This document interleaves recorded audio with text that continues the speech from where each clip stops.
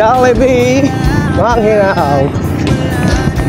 And this is my 8 kilometers jogging from San Pascual to Bawan, Manghinaw, Bawan, San Pascual Loop, San Pascual, Bawan Loop.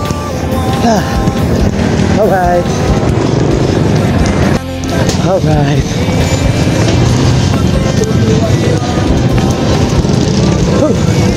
Tayo sa Bawan, Simbahan ng Bawan.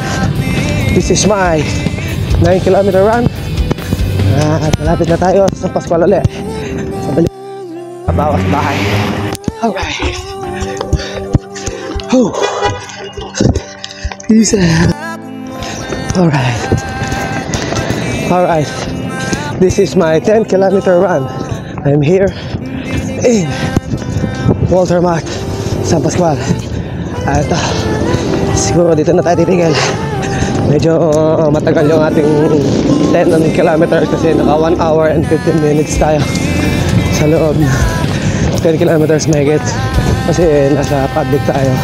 May mga public highway tayo dinadaan, kaya medyo maingat tayo at medyo mabagal pagkatatawid. Kaya pero dire-diretso pa rin naman ang ating jogging, hindi tayo tumitigil. Kaya yun lang, Walter Mart, San Pascual. Ang last stop ko is bahay na. Okay, bye. So ayan guys, nandito na ako sa aming bahay, sa aking bahay. At nakompleto ko yung aking San Pascual, Bayanan, paikot ng Manghinaw, Bawan Loop within 11 kilometers so far hanggang ngayon, hanggang dito, touchdown.